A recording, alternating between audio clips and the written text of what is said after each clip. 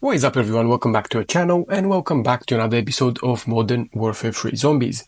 My name is Miles Rowe and in today's video we'll be looking at how long precisely it will take you guys to reduce the cool time period after you've started or used some of the schematics.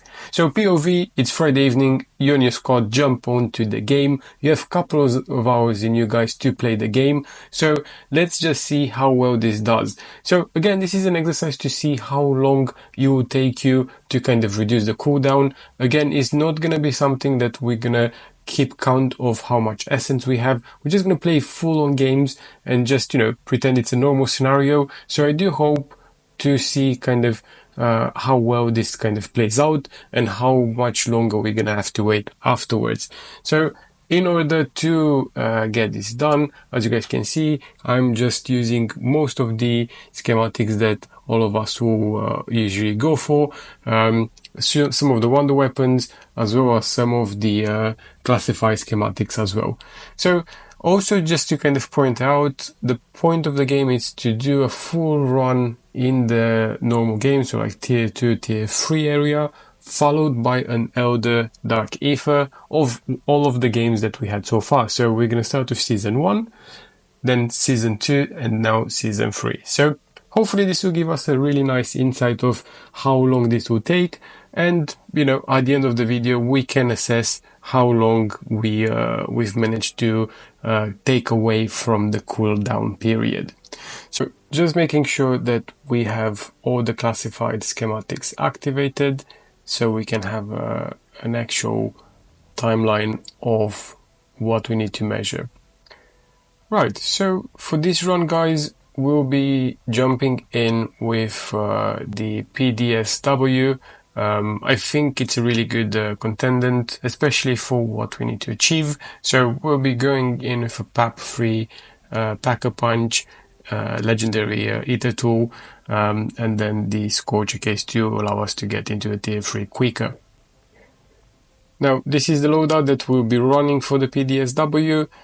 So if you guys want to have a look at it, feel free, it's amazing and it goes really well without the max of holding.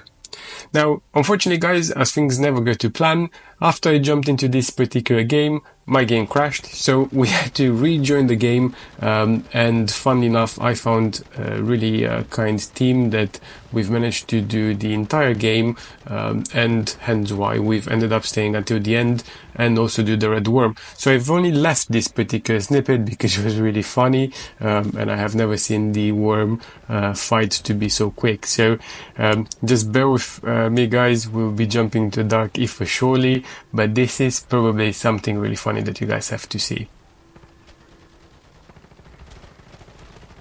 So everyone was ready, we were just waiting for the worm to appear, and as soon as this happened,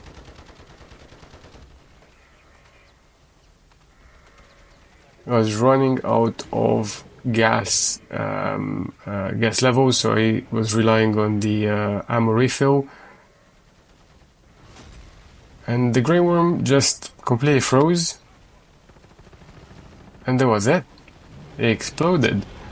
I think I have to say, I probably witnessed the quickest worm fight ever, and I think everyone was kind of, what the hell just happened? Everyone was quite shocked. But I have to say, it really saved my bacon there, because I didn't have a chance to get a legendary gas mask. So it saved me the time of always running around and potentially getting downed.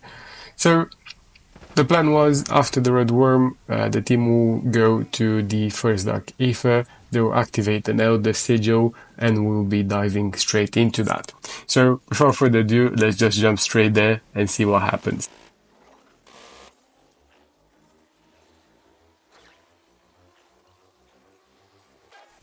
Right, so back in guys, good old Season 1 reloaded Elder Dark Aether, which arguably it has been one of the best ones.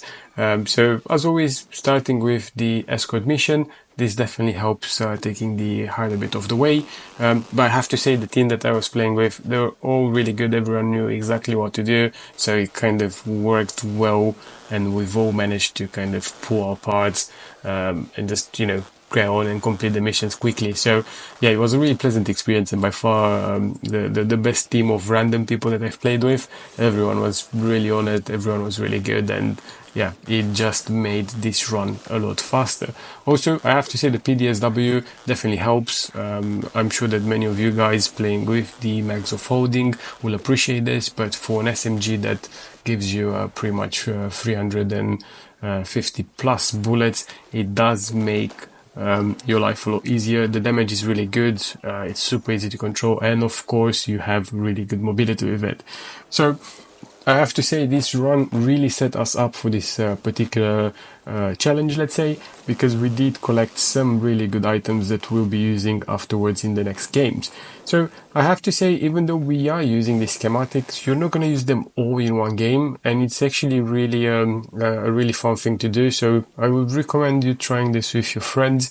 If you guys want to mix up a bit, have a challenge, do all three elders in an evening, and you would see that once you crafted one of the schematics, each game you kind of get some multiples of it, so you end up enjoying the game and making the most of it. Right, so let's see how the cooldown looks like. So it seems that we have taken down a couple of hours. So it started at 47, so it seems that we have taken away some 5 hours from the cooldown, and that's with a full-on game where we've completed about 14 contracts and a red worm. So jumping into the next game, I'm gonna skip the kind of run to it, but we're just gonna go straight into the second dark ether, and that's the season 2 reloaded one, which again, has its perks. It's a brilliant way to kind of collect some of the other items, such as the mags of folding and the VR11. Unfortunately for me in this run, I didn't really have the luck of finding any of those really good stuff, even though it was an Elder Sigil. So the best item I found was the Blood Runner, which, some people have mixed feelings about, but, at the end of the day, we will take it because it starts helping you a bit with the mobility on the map. Right, so fairly straightforward. The game went quite smoothly, so just gonna exfil quickly and see precisely how many contracts we've managed to pull here.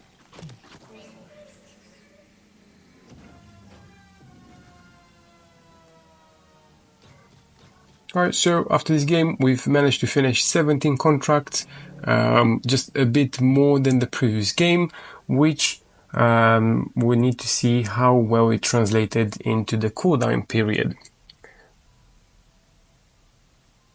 Right, so for 43 minutes that we had earlier, we are now down to 39 minutes, so not an awful lot of time that was reduced, but so far from 47 that we had earlier, it has gone down, which is a good sign. So for the last challenge, we are going into the new Dark Ether, and that's the Season 3 Reloaded. Again, skip the game up to this point. We had a few challenges, even though I tried to get the Easter egg PAP 3 crystal. I couldn't.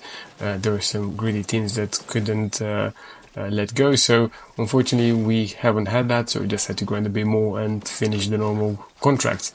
But it goes without saying that we still managed to get here, we still managed to have a really good team with us, and again, being a gameplay with randoms, I have to say it was quite enjoyable. So it goes without saying that you can enjoy this even with your friends.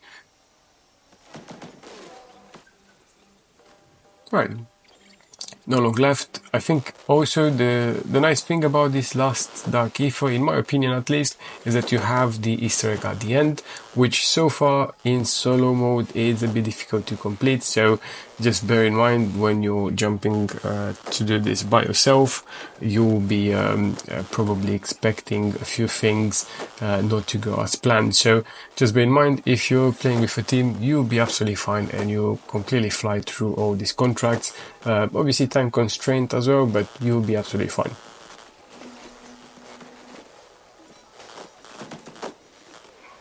So as you guys can see, we've managed to do all of this at the end.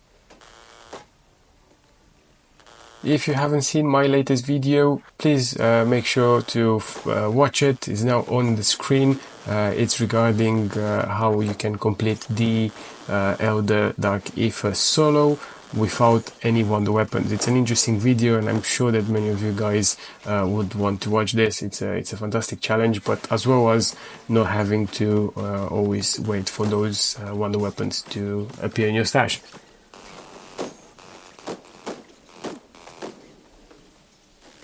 Right, so after this run as well, we'll be going through the exfil, and let's see how many contracts we've completed this run. So 20 contracts, again a bit more than the previous game, a bit more XP at the end as well. So let's see how well this translated into the cooldown.